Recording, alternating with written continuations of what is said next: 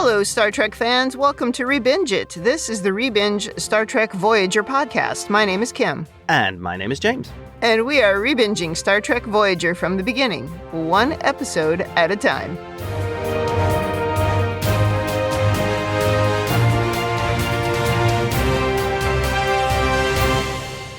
Welcome back to the podcast. Today, we are on Season 3, Episode 2, Flashback.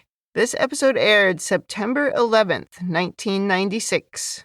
Before we talk about this one, anything to say about last week's episode, which was Basics Part 2? I think it was a very good season opener, and I still feel bad about Lon Sutter. Yeah, we closed out Sutter, we closed out Seska. I really hope we closed out the stupid Kazon, and we're just gonna move on. Move on, find someone else to be a good villain. The real villains in this show are the Vidians. Oh, definitely. Yeah. I think with the Vidians, there's this level of they don't think they're doing anything wrong. This is for a good cause. Yeah, and the fact that, they have technology that is strong enough to really rival Voyager, makes them a little scarier. Yeah. Whereas the Kazon, I think they wanted us to think the sort of wild nature of them was what was scary, but it just ended up being kind of silly. Yeah. I vaguely remember this episode. I didn't remember it in great detail. Like, I couldn't remember how it ended. Yeah. Obviously, I remembered that Sulu had appeared, but I didn't really remember much beyond that. I don't remember things, I guess. It means that a lot of Voyager feels new to me, which is fine. Nothing wrong with that. That's the whole point of a rebinge. Some of the stuff, like this episode, I watched it a ton of times. I could have done this episode without rewatching it. Yeah, you're funny about how you deeply remember some things and then can't remember what I just told you 30 seconds ago. Yeah, that is one of my skills. Yeah. Well, this as well is our last recording of 2024. That's true. As we record, it is December 31st. We're saying goodbye to 2024. It's going out sort of, shall we say, stressfully in this household. Yeah. But we got a few things going on over here. A few things happening, yeah. Let's hope things are a little bit calmer. Yeah, slightly less chaos for 2025. That would be good. I think the world is probably going to be worse or just continue to get worse, but I just like a little peace in the house. Yeah. It's always been bad. We're just finding out about it now. Yeah. Hey, what do I always say about history? When you look into it, it's usually way worse. Yeah, it's true. Well, then let's get started. You have the notes this week, so... Yes. Which is good because you love Tuvok, so it's a perfect episode for you. Okay. We start with a humorous opening of Neelix trying orange juice blend on Mr. Tuvok, who points out Neelix's success rate is not very high. Yeah, I like that line. It's also funny as we learn a Bolian really enjoyed the drink. And Tuvok points out that's because she has a tongue that can resist acid. Yeah, that was new information. Yeah. And also quite funny. Like, just because she liked it, that doesn't mean I'm going to be able to tolerate it. Right. And that follows up with this whole thing I've been saying since Deep Space Nine. Certain foodstuffs would probably be toxic to certain races. Well, yeah, of course. Kirk's favorite chicken sandwich with a coffee is probably fatal to Bolians. We joke about this a lot because there's an episode of TOS that we were watching where Kirk is getting a chicken sandwich and a coffee, which just is so revolting of a combination. It's the trouble with tribbles. Okay. But James will happily eat that. And so every time he sits down at the table with a cup of coffee and something strange, I'm like, oh, it's your chicken sandwich and coffee. It's the Kirk sandwich. It's the Kirk special. But with regards to that juice, Tuvok said, impressive. Now, did he like it? Or was it just that he didn't hate it? Or did he mean impressively bad? Yeah, exactly. Into overanalysis here. Mm-hmm. I'm going to throw out the idea that Neelix and maybe the Talaxians have a culinary palate of a goat. Oh, eat everything? Yeah. Maybe the Talaxians have evolved so that they can eat pretty much anything and enjoy it. Yeah. So he has this very strange palate and can understand why this crew is really wary of his cooking, which maybe from a Talaxian standpoint, this guy is a master chef. I mean, you don't even have to be alien for that to be true. People in different regions, tolerate food very differently because it's just what you get used to, or maybe it's been something that your people have eaten for hundreds of thousands of years. And then you go somewhere else and they're like, what is this? So I don't think it would be that different. So yeah, it's probably true. They have very different palates. Right. And we also got some interesting little background building of Talaxian culture, because Neelix talks about his mother and their tradition of telling stories about the dish they're cooking. Yeah. Mm-hmm. Well, Neelix's experimentation is interrupted as both he and Tuvok are called to the bridge. Janeway is now recording a log saying they've detected a gaseous anomaly, an all-time Star Trek favorite. Every time I hear gaseous anomaly, I think of Sulu. Because I'm sure we're not the only ones, but we've joked about that since that movie. Well, this gaseous anomaly contains ceruleum, a highly versatile energy source. Hopefully it's not a living creature that they can try to murder again. Or mate with. Oh, that's right. Everyone on the bridge seems very excited by the discovery, and all of them seem to have a use for ceruleum. They put the anomaly on screen, and it looks just like a nebula. So, What's the first rule of Star Trek? Go into it. I think it should be don't go into it. But yeah, you're right. Well, that's your rule. But what does Star Trek always do? They always go into it. We're going to fly right in there. What can possibly go wrong? What could possibly go wrong? While Mr. Kim is giving an analysis of the nebula, Tuvok seems to be having some kind of episode. He's shaking. He has to go to sickbay. And he's clearly not doing very well when he gets into the turbo lift. And no one helps him. Why doesn't anybody go over to him or help him get to sickbay? Yeah. They're just like, maybe you should go to sickbay. Right. He's clearly not well. Somebody should be accompanying him. Yeah. In the turbo lift, Tuvok hears a girl's voice and he starts having a strange flashback. We see a girl hanging off the edge of a very high cliff, with Tuvok holding onto her hand, trying not to let her fall. Yeah, it's Tuvok as a child. He can't hold on any longer, and she falls to her death into the precipice, as a horrified young Tuvok watches. Tuvok stumbles into sickbay, and Kes catches him as he falls to the floor and into the opening credits. That was a good opening. Got your attention. Oh, that was a great opening. We start off with a little humor, we get a nebula, and then boom, into whatever's happening to Tuvok. Yep. I have to comment on the camera work here. They do this great, really close shot of Tim Russ as he's staggering down the corridor. And the editing of that in with the flashback, it really sets the stage for everything is very off kilter. Right. Back from the titles, and Tuvok is explaining the vision he had and how he experienced an emotional response, anxiety, fear, and anger. He continues, saying, "This never happened. He's never been in that situation." He also says it was definitely him as a boy, but we don't really see ourselves from the outside in our memories, do we? No. He should be seeing it through the eyes. Yeah, you should be watching it as yourself. If it was a memory, you would remember not what your face looks like in the memory, I guess, unless you're looking in a mirror. Yeah. And also, there's multiple camera angles in this memory. So it's a little questionable. It was a 3-camera memory. Yeah. There were at least 2 cameras on that thing. The doctor confirms that Tuvok had the Vulcan version of a panic attack, but doesn't know what caused it. He clears Tuvok for duty, but wants him to wear a neurocortical monitor in case it happens again. This was great here because one of the suggestions the doctor makes is a momentary contact with a parallel reality. I think we should add that to the list of risks of being in Starfleet. I don't recall ever hearing this one before, but this is really kind of cool. Well, I mean, that's happened before. If we think about the finale of TNG, that's kind of what happens to Picard, right? I would say no, because that's all within the same timeline. Oh, that's true. That's true. This is more like parallels. But just you're having a memory. Yeah, you're not jumping to that parallel. Right. That really appealed to me. Well, the doctor often suggests you're just hallucinating, right? What's his go-to that he says all the time? Because remember, he even suggests they're having a group hallucination. Oh, yes. Yeah, in one of the episodes. He could have just said that. Yeah, you might just be hallucinating. You guys are all crazy.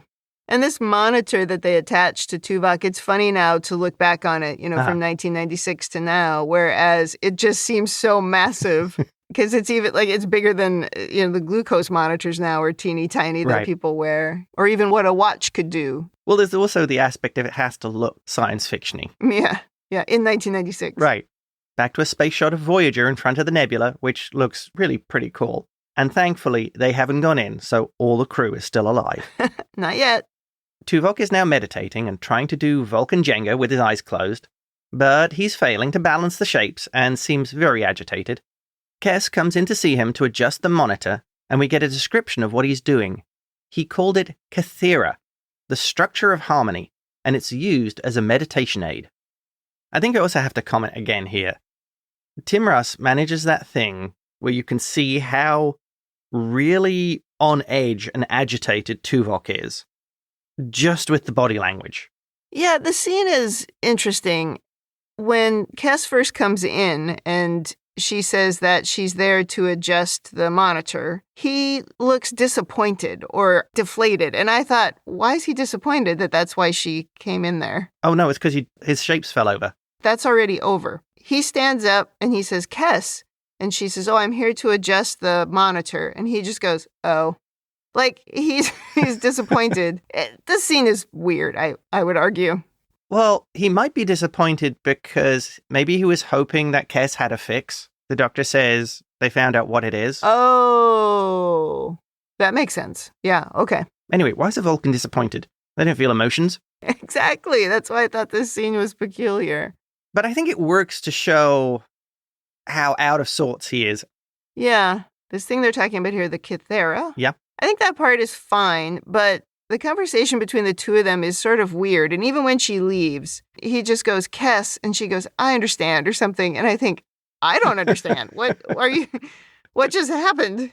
Now in a corridor with Chakotay, Tuvok explains how he spent the last 14 hours in deep meditation, trying to determine the source of his aberrant behavior. Chakotay just suggests trying to forget it. Stellar advice there. In engineering, Harry reports there is nothing unusual about the nebula, nothing that could affect Voyager or Tuvok. Tuvok suggests that they scanned for cloaked ships, being this close to Klingon space. And a surprised B'Elanna points out, the Klingons are on the other side of the galaxy. Tuvok basically apologizes for the obvious error. And you see again, he's really disconcerted, almost twitchy. I'm just worried it's the Sutter memories coming back. Hide any sharp objects. It could get bloody. No. Tuvok then sees the nebula again, and the vision of the falling girl returns, and he starts having a seizure, falling to the ground, as the cortical device in his neck begins flashing. Again, more great camera work as they do this great slow spin and pan out, going from Tuvok's eye to his whole face. Mm-hmm. More great camera work. I think we ultimately get an explanation for what's going on with this memory or flashback or whatever. But why would he in this moment have that time slip of suddenly thinking of the Klingons? I think that's because what's funny is I think we get the answer to this a bit later, which is it's causing damage to his cerebral cortex. Oh. It's causing issues. Yeah. Okay. It's just we only did that once, which just seemed a little strange, but we probably ran out of time. I think in theory you'd want to have the doctor say it's causing damage, then have that happen. But I suppose it could go either way. That's true, because next scene we start talking about that. Okay. Right. In sickbay, the doctor believes Tuvok is experiencing a repressed memory, and it's causing actual physical damage. The Vulcans call this a Talokan schism. I think I'm pronouncing it correctly. And this is where a suppressed traumatic memory is beginning to resurface. Unfortunately, there is no treatment, except for a mind meld with a family member who can help bring the memory into the conscious mind. Rereading this, I'm like, this is like real Freudian psychoanalysis. Tuvok tells Janeway, no matter how hard he tries, he cannot remember these events in the vision. He explains how the mind meld is usually done with a family member because of the implicit trust that usually exists. But on this ship, he trusts Janeway more than anyone else. It's funny that she didn't ask, how much brain damage? Like she did in the Thaw. The writers of this show really love the threat of brain damage. We've had a lot of those in the 3 seasons. Janeway says she'll be there for him and she'll help him through this. Tuvok begins to initiate the meld, and she will act as his Pylora, a guide or counselor who will help him reconstruct the memory. I was wondering at this point before they started the meld when she said, when do you want to do it? And he said, I will need an hour to prepare. And I was like, what is he doing for an hour? Did he just have to go and find those chairs? I mean, what was involved in the prep work for sitting down and doing a mind meld? There's only 2 of those chairs on the whole ship. We've never seen them before. I don't know if we ever see them again. He's got to ask the people who have them if he can borrow them. There's also some great Janeway here, because after he explains everything, Janeway is like, okay, when do we start? And you could argue it is maybe a little bit of that recklessness you talk about. Yep, she's going to jump right in. It's like on that, was it the episode Facets on Deep Space Nine, where they all took on the different lives or personalities of Dax's hosts? And we said, it seems like we didn't ask enough questions. Like, tell me what could go wrong. Okay, what's the worst that could happen? Maybe it's for the best. If we don't know what's going to go wrong, we'll just jump in. Especially when the Doctor said in season 2 how mind-melds go wrong more often than Vulcans will admit. Yeah, exactly. But he doesn't protest here. He's like, yeah, let's do it. Everybody jump in. We got the chairs. We know absolutely nothing about what's going on. Let's do it. Tuvok went to all the trouble of getting the chairs. I mean... So into the mind meld. Tuvok intends to return to the boy on the cliff. But instead, we jump straight into a starship under attack. The crew are all wearing retro Trek uniforms. Oh, yeah. And as the smoke clears, we see Captain Sulu. Yeah, he emerges from some smoke on the bridge. Yeah, that was pretty good. On the damaged bridge, Tuvok tells Janeway this was his first deep space assignment aboard the Excelsior. These events happened 80 years ago, and he did not intend to bring her here. He continues saying that they are battling the Klingons based on events that had happened a few days earlier. Janeway thinks this must be connected to the memory of the girl. You mentioned the uniforms. You know, those uniforms in the movies look absolutely great. I think agreed. Now here, looking at them up close, they look really hot and bulky. Oh, yeah. Those would be a nightmare to wear. Mm-hmm. But they are beautiful. Maybe not as good as the motion picture uniforms. Oh, no, the motion picture jumpsuits. Forgettable. Oh, yeah. We jump back in time on the Excelsior to when Tuvok is about to come on duty. There's some humor about Tuvok making Vulcan tea for Captain Sulu to try, and Janeway just looks at him and says, "You've never brought me tea." This is one of my favorite scenes because when that character, Commander Rand, when she's sort of ribbing Tuvok, like, oh, you're trying to brown nose, to get a promotion. and Janeway's standing in between the two of them, and she's looking at her and kind of smirking, like, that's pretty funny. And then yes, she is. Tuvok is like, well, I would never do that. He's really serious. And the face that Janeway makes in that moment was so funny. I backed it up and watched it multiple times because she's like, oh, yeah. She kind of is nodding her head. It's so funny. I don't know. I just really love that moment. Oh, agreed. I laughed out loud when she said, "You don't bring me tea." It was perfect. That was also very funny. I read the Memory Alpha notes on this episode because I figured they'd be interesting, and they were. One of the things that was interesting was the woman who plays Commander Rand, Grace Lee Whitney. It talked about in there how excited she was to have this role because she actually got lines and she felt like she was able to do something with them. She has several lines. And one of the things she does is she walks in and she makes a joke, right, about this crew defending the Federation against gaseous anomalies, and everybody laughs. It was funny to me when they laughed because it's like, oh, okay, that's good. They get the joke too, that's so, that sounds funny and is ridiculous. Yeah, so I did think it was funny. And then as I was watching, I was paying close attention to her, and she really did seem to be enjoying herself in this episode. On the Excelsior Bridge, Sulu is trying the tea, remarking that it's outstanding, and jokes he may have to give Tuvok a promotion. And then Janeway looks back at Commander Rand in that moment. Oh, that was funny. Tuvok responds like a Vulcan, sounding almost offended, saying that wasn't his intention. And Sulu laughs, saying, "You're going to have to learn how to appreciate a joke." Yeah, and then he says that he's known Vulcans with a sense of humor. I mean, who's he talking about? Yeah, I don't know. I mean, Spock? Did Spock really display a sense of humor? Well, Spock was half human. Yeah, so... Yeah, so what Vulcan is he talking about that had a sense of humor? Well, you could argue that by the time Sulu had made captain, maybe he'd had a lot more experience. Maybe. I mean, maybe that's part of it, of Sulu, with his experience, knows a lot of the, we don't feel or experience or show emotions. Sulu doesn't fall for it. It's like, I've spent years serving with Vulcans. I know what the real deal is. Yeah. And Janeway does also get another humorous line in where she says, he doesn't look anything like his portrait at Starfleet headquarters. Also, we learn that Tuvok's first assignment was a science officer, and this was his first Starfleet career. I don't think we'd heard this before. No, definitely not. Well, Janeway didn't even know it. Yeah, to me, that seemed very strange, because wouldn't she know his entire service record if she picked him for the first officer? Yeah, I wasn't sure why she didn't know. Yeah. But, I wondered if it was because he left for a long time. Right. Starfleet. Did she only know it after he came back? Right. You would think that the whole record would be reviewable by a captain. Yeah. It doesn't make a lot of sense. Well, she actually contradicts herself later on in the episode. Oh, okay. And then, for all the movie fans, we go into the shockwave scene aboard the Excelsior from Star Trek VI, The Undiscovered Country. Yes. I think I was cheering at this point. That was good. They show some of the same things, but not all, obviously, right? Yeah.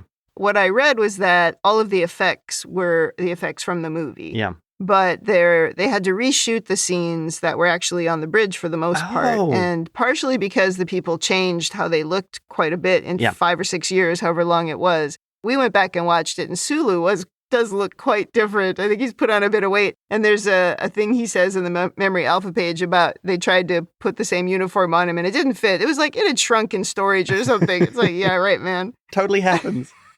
Oh, funny. But they showed the scene, the same exact scene that happens in the movie where his cup of tea, shakes on the little table and then falls on the floor and breaks. And I was like, this is why we don't allow food on the bridge. Now it's a slip hazard. Somebody's going to slip in that. Who's going to clean that up? There's no food in engineering. This isn't food. It's an accessory. Did you notice here, for some reason, the video conversion is absolutely terrible? Yeah, it's really rough. The interlacing is so visible where the ship is shaking and Janeway, I think it is getting up from the ground. And you see all the interlace lines. It's an appalling transfer. Yeah, this whole episode was pretty bad. We were watching it on the really big television and it was rough, yeah. Again, I think they just pulled it straight from the VHS. That opening, because this is from the opening of Star Trek VI, right? Yeah. That opening is fantastic. Oh, it's probably one of the best movie openings of all of them. Yeah, really good. And there's a part of it where after the sort of initial shock, when they see the thing coming for them, the wave, Sulu in the movie is like, shields, right? And he recreates that in this episode, but they're not showing the same one. He's recreating it, and he didn't deliver it quite as well in the episode as he did in the movie. Because, I mean, we literally went back and watched the beginning of the movie as well to see what was different between the two. And I would say he didn't nail that line quite as brilliantly as he did in the movie. I don't think there's any Trek movie that quite has that opening. Even the motion picture has a great opening. First Contact has a great opening. But that one is just boom, straight from the start. Yeah, it's good. I do really enjoy the opening of Star Trek II. What I really like about it is how it leads to the appearance of Kirk. Yeah. And the way he sort of comes in the smoke, sort of like the smoke that they brought Sulu out of. One, yeah. I do like that. It's different, right? Because it's a little jokey and it's not really a battle scene. Yeah. But I agree. This is a great opening. So after the opening scenes of Undiscovered Country, Tuvok continues the exposition, explaining how 2 officers were taken to the Klingon homeworld for trial for the murder of the Klingon Chancellor. And this was Kirk and McCoy. Sulu is planning a rescue mission going to Kronos through the Azure Nebula. Tuvok notes that all the crew were willing to go along with this breach of orders. But the young Tuvok, he actually brings it up to Captain Sulu how this is a direct violation of their orders and formally protests. Vulcans must be so much fun to have on the bridge. Yeah, definitely. I do think Tuvok does bring up a really good point here. The Klingons at this point were itching for a war, and you're going to do something that could trigger it? No, he's not wrong. Yeah.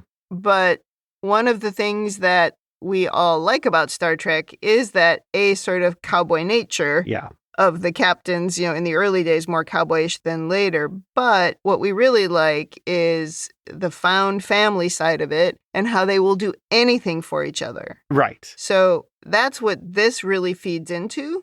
So it's like, yeah, he's right, of course, but yes. Star Trek needs that to happen. I think this also does fall under something we discussed in DS9 a number of times, the concept of an illegal order. Oh, yeah, you brought that up a lot, yeah. Sulu is asking the crew to commit a crime. Yeah, but it's to save Kirk, so you gotta go. Yeah, save the guy.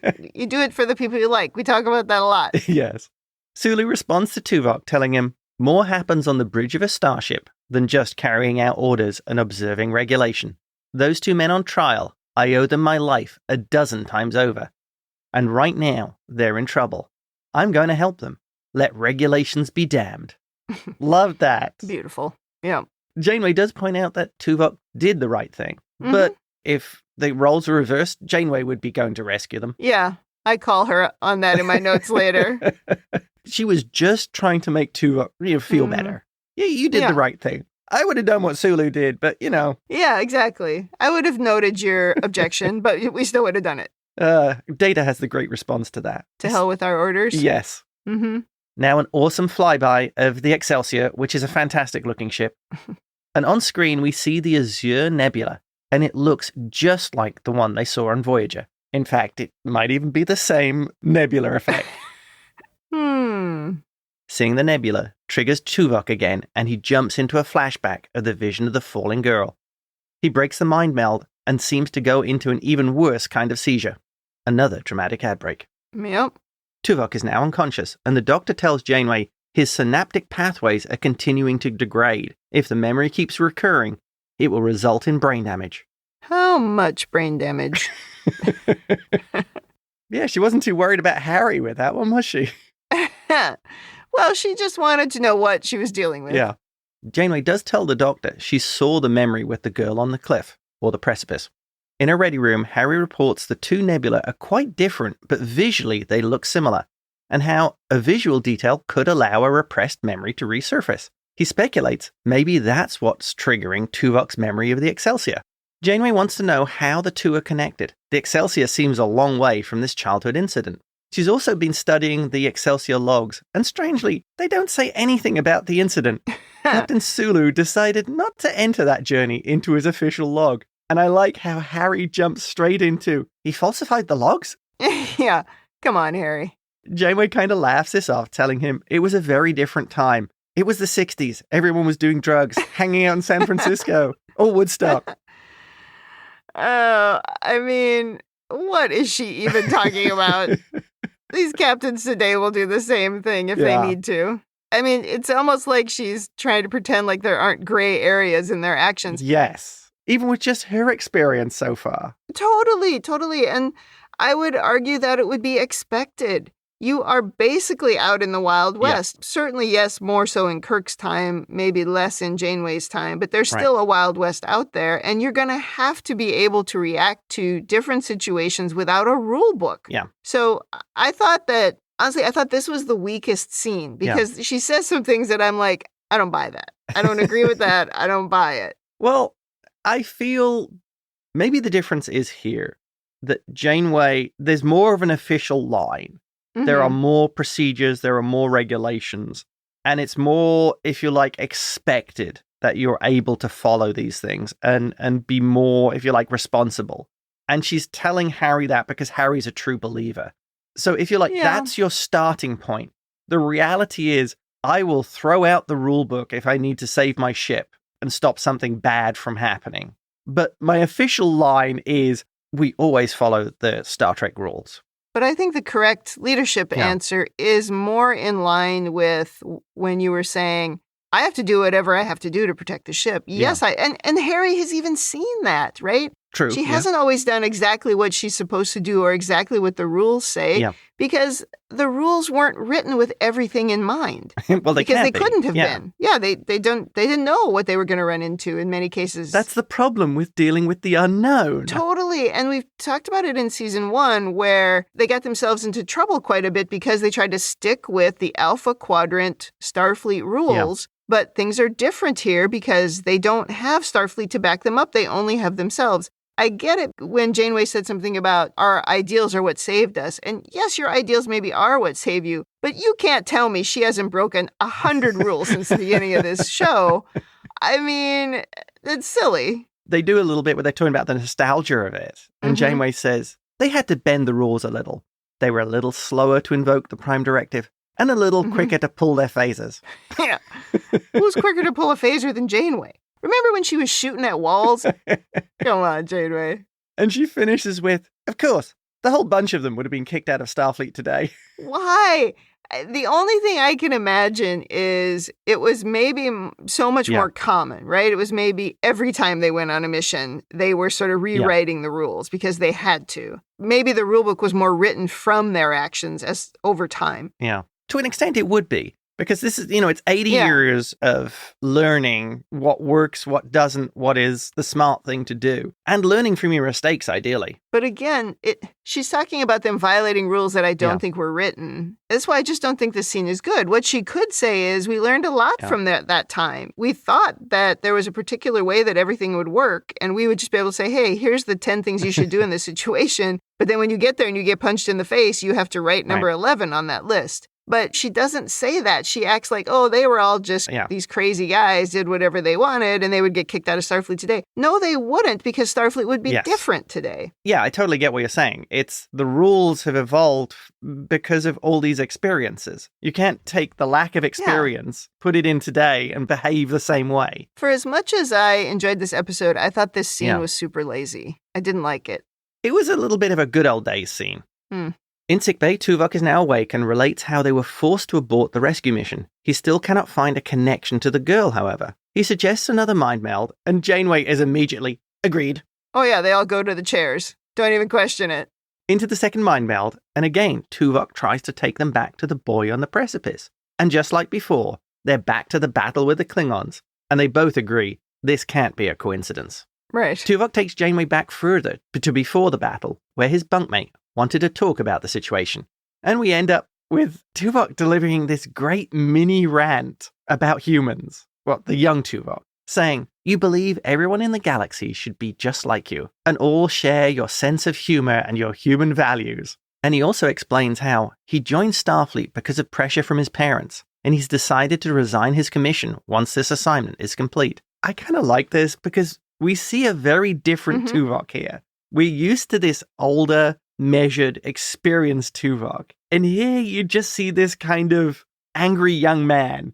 And I really liked this. I thought this worked really well because I think you do look back on decisions or the way you behaved when you were younger and going, wow, I really was kind of full of myself then.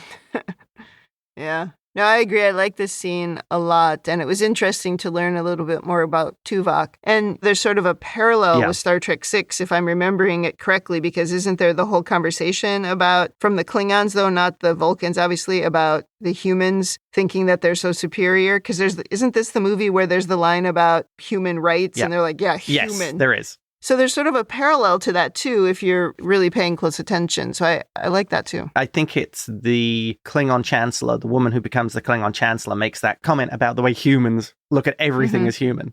Tuvok continues to explain to Janeway he did leave Starfleet, and it was because of his opinion of Starfleet and humans was colored by the fact he did not want to be there. Right.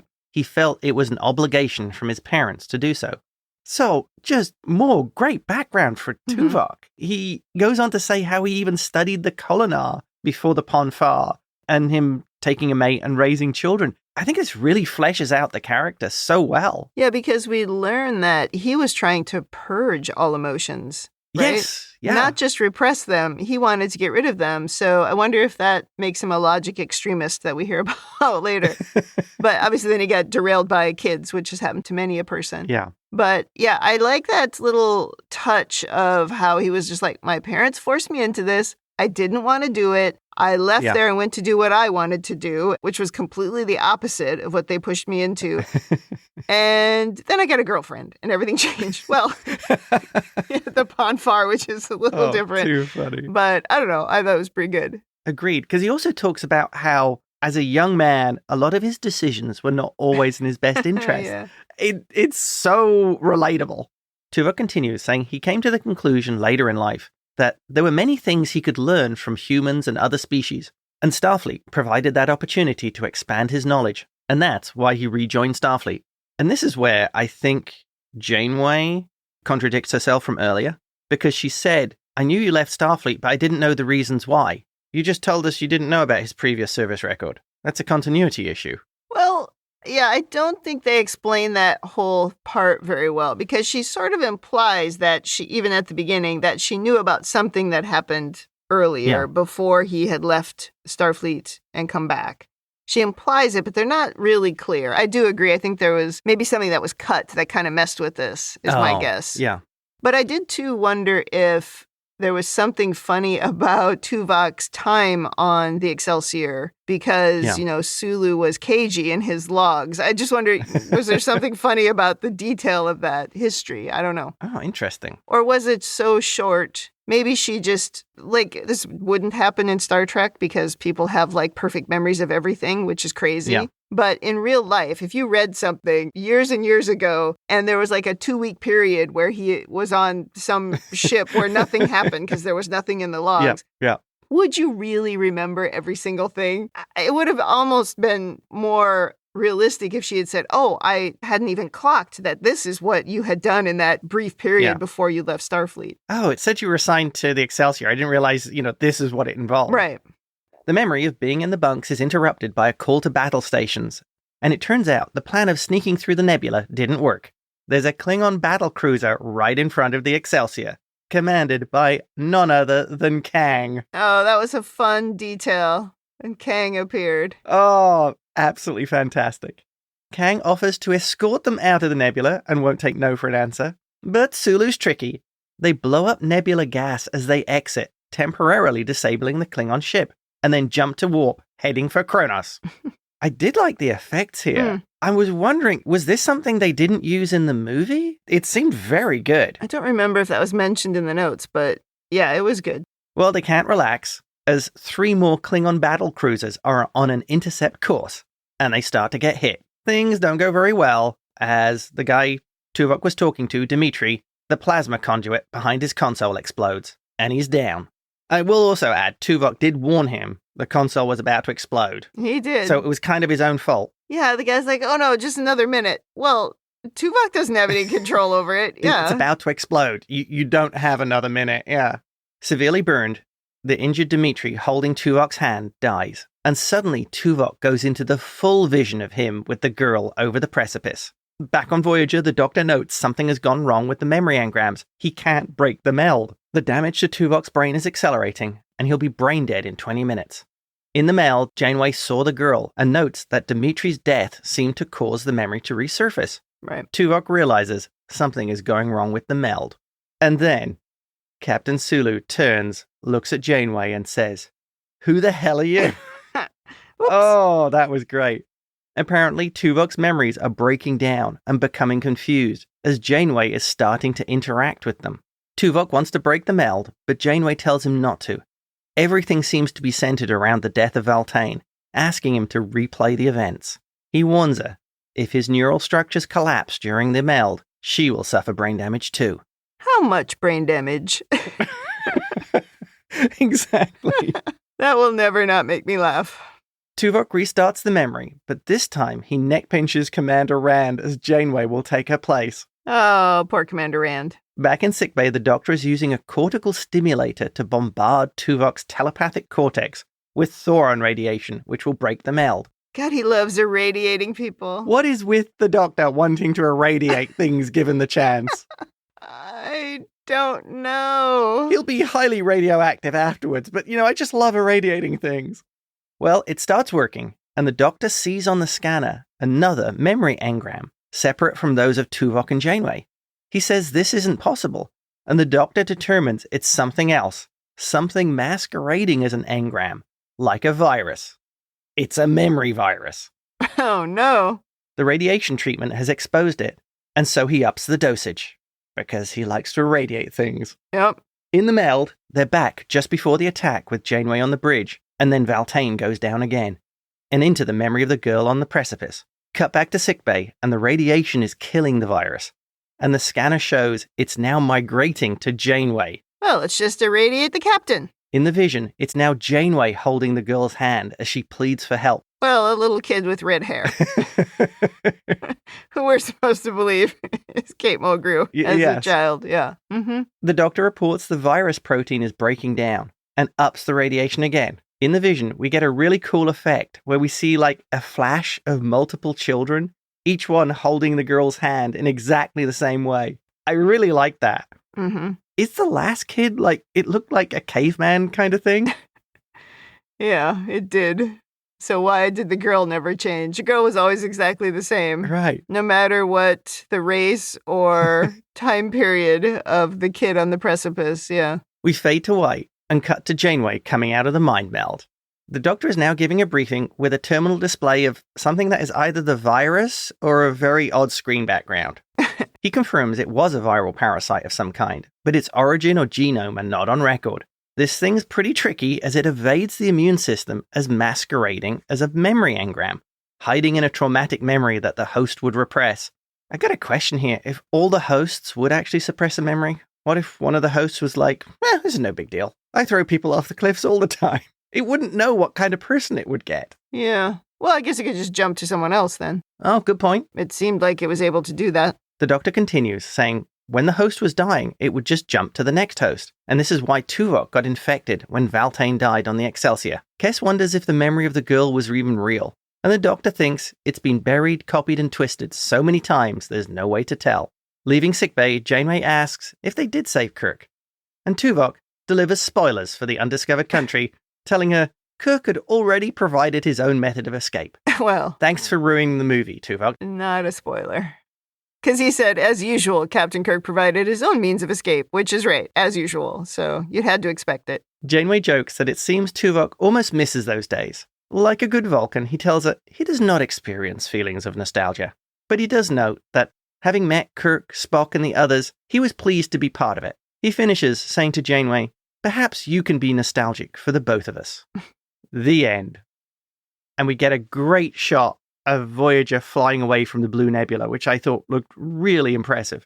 So, what triggered the virus to, wake up and that memory to all of a sudden be visible to Tuvok? Okay, headcanon time. I think, firstly, it's because the Vulcan physiology is very different from humans. I'm thinking that this virus only existed in humans for all its evolutionary life. Mm-hmm. It was now in a Vulcan, and it was the Vulcan mental physiology that when he saw the nebula, it triggered something that was unique to Vulcans of bringing this memory out. Because maybe Vulcans don't even have repressed memories. So this, if you like, it was alien to his brain chemistry, brain organization. But it did hide for 80 years. Yes. But, okay, maybe seeing something that reminded him of that time actually, if we're going to be deep about it, I guess it's possible on a subconscious level, something then was triggered in the memory of what happened when the guy died and he contracted it. And it's because of the difference in Vulcan physiology. Yeah, because all the people we saw looked like humans. Right. All the other kids we saw, yeah. All right, well, I'm sure you have overanalysis. Yes. So they made no attempt to either save or study this life form. Do they even know if it's sentient? They just killed it. Well, they identified it immediately as a virus, not as a sentient being. Yeah. And it was trying to kill first Tuvok and then Janeway. Oh, only by accident. Yeah. I don't think they identified it as an actual life form. Yeah. Okay, so it was a very simple organism. It really wasn't sentient. Not that they tried to find out. I mean, it seemed to make a conscious decision. It seemed to decide it was going to try to hide an unconscious memory. Yeah. Or that's just a biological thing. It's just how it worked. Yeah, because viruses can avoid, right, the things that are trying to kill it. Yes. Next thing. Did we actually get any of the ceruleum? Oh, that's in my notes. Hope we got the ceruleum after all that. Yeah. I assume we did.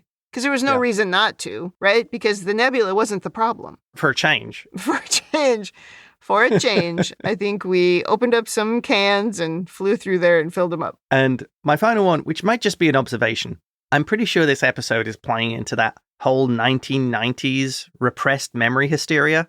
Oh, was that big in the 90s? Oh, yeah, that was a very popular pseudoscience that charlatans just, at the time, just absolutely loved to attach to. It was a classic. Yeah. It's also very Freudian. And I mean, isn't that pretty popular in Hollywood? Well, in Star Trek, yeah. Yeah, and in my small amount of research, I read there's no real credible scientific consensus that it's actually a real thing. But it was a very big classic hysteria from the 90s. It's like the satanic ritual stuff. The satanic panic. Yeah. I do kind of remember that. And there's even been some stuff recently about repressed memories and whether or not those things are real. I did, though, like the angle of the repressed memory, and it makes sense here because it's a sci-fi thing that they're saying is happening. Yes. It's not something psychological, which is good. From a sci-fi perspective, yeah. Yeah. I thought, though, of course, from the beginning, that the episode was going to be about untangling something that he had purposely forgotten because it was traumatizing, right? That's the path they led us on. But then that's not what it was at all. And I actually really like that about this episode. As a science fiction story, having this weird repressed memory that's actually a virus hiding, it's a great sci-fi concept. Yeah, it's cool. And that, I think, wraps up my overanalysis. People should now go and watch Undiscovered Country, which also features Odo. But not as Odo. No. Yeah. And Sisko's dad. I was going to say, and Sisko's dad. Well, I don't know that I have a lot of overanalysis, but I have a lot of notes to kind of go over. Okay. A few things maybe also from the reading that I did on Memory Alpha about the filming of this episode and the making of it. Yeah.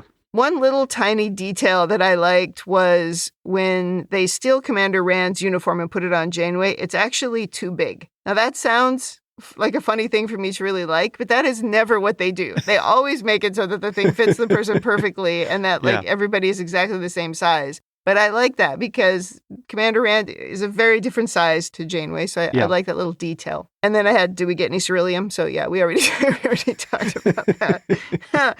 I also had that it seems like Tuvok has been getting more beat up than Harry for a while now, that he's been sort of the butt of the bad things happening. Yep. So one of the things I read was that Uhura was supposed to appear in this episode. She was actually written into it. There was supposed to be a conversation over comms between her and Sulu. Yeah. But she declined because the part was really tiny and she just thought, this really doesn't do anything for that character. I don't want to be a part of it. Yeah, it would just be a nostalgia. Yeah, and George Takai really tried to convince her, but it didn't work. And so in the end, because she refused, they ended up short on time for the length of the episode. So they had to add a couple of things in. And one of them was the opening scene with Neelix.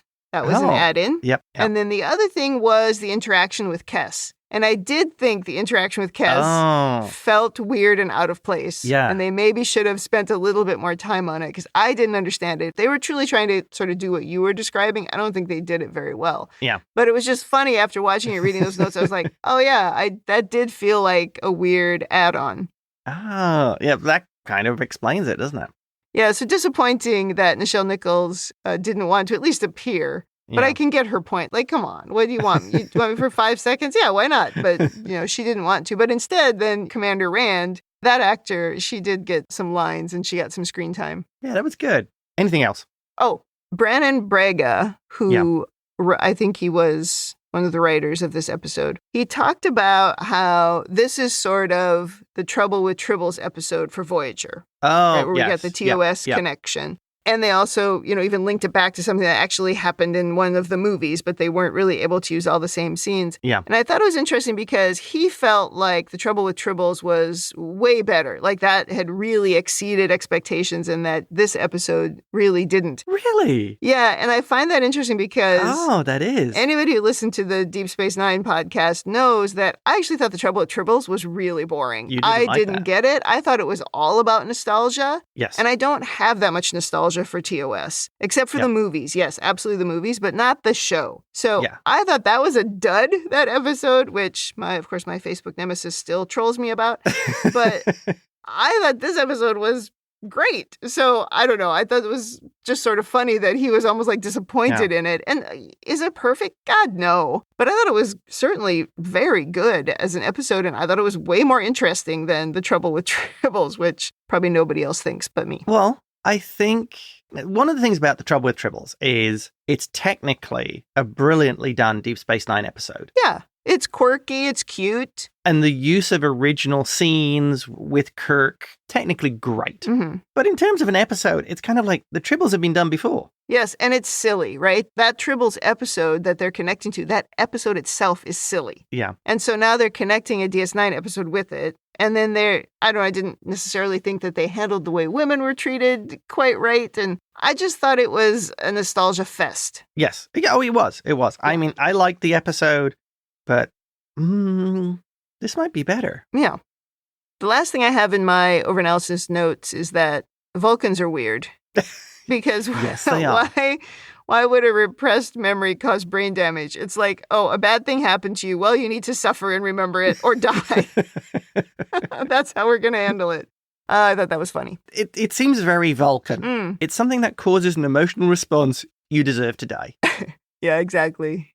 Well, in Janeway's leadership corner, I mean, we talked about the things with Janeway where we just jumped into this mind meld. I mean, did she even tell Chakotay that this was going on? I don't know. We didn't really talk about it. And I didn't think that she did a great job in that scene with Harry. I thought that scene was badly written. There were so many different ways we could have explained why it was different in that time than it is now. And I think that was kind of a bust. I think that was because it was a bit of a, the good old days kind of scene. Yes. That was the nostalgia trap they fell into, was that scene. Right. And I don't think nostalgia is interesting when you're trying to read it. Nostalgia is only interesting when it's your own nostalgia. Yeah. And even then, I would say it can be pretty boring. But trying to see it or hear it in a scene, it just sounds contrived. Yeah. And I didn't like it. In terms of Sulu's leadership, I guess if we think about how he handled Tuvok, I thought was pretty good. Because he told Tuvok, yeah, you're absolutely right. Oh, yeah, what he you're did. saying, but you're also absolutely wrong. And I thought that conversation was good. And that's sort of a nuance that I would imagine would be really difficult for Vulcans to grasp. Yeah. And something that I think Spock had to learn. The emotional bond to those people. Yeah, it's one of the things he did learn, right? So I thought Sulu did a pretty good job here as captain. Women in the future, not too much to say, except for it was good to see a commander in the TOS era, although she was still the receptionist answering the comms. But I quite liked that character. I thought she was pretty funny, and she was poking at Tuvok, or poking at the ensign, I guess, giving him a hard time and making jokes. That was good. So let's then move on to rating.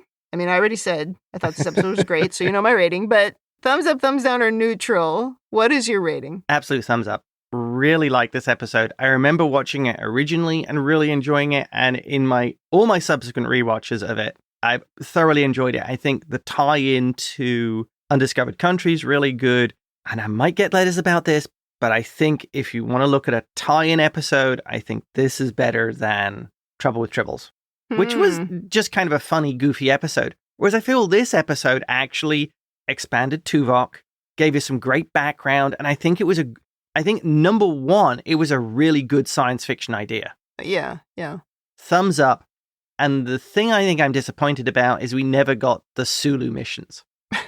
There were books about him, but I think an actual Sulu miniseries would have been awesome. Yeah, I remember us talking about that quite a bit. I don't remember at the time, did we know Sulu was going to be in the episode? We must have. It couldn't have been a surprise, right? It was probably on TV Guide's cover or something. Yeah. It was probably big news. Yeah, I think it had been. Yeah. Well, now that you've said it's better than the Trouble with Tribbles, my Facebook nemesis might become your Facebook nemesis. He's not going to like that. I like Trouble with Tribbles. I thought it worked as an... I mean, part of the thing I liked about it, I think, again, is just the technical aspect of what they did was fantastic. Yeah. And it was made with a lot of humor and love for the original show. Right. Well, obviously, I give it a thumbs up.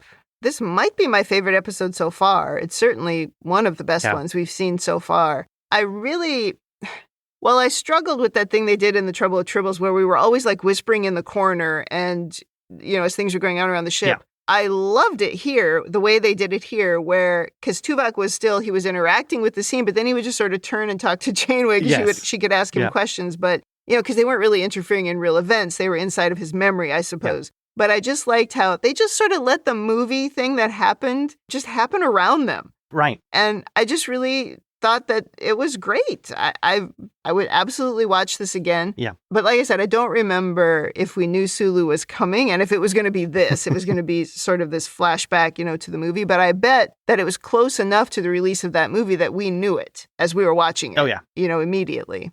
So, yeah, thumbs up. This is great. Really entertaining. 100% agree.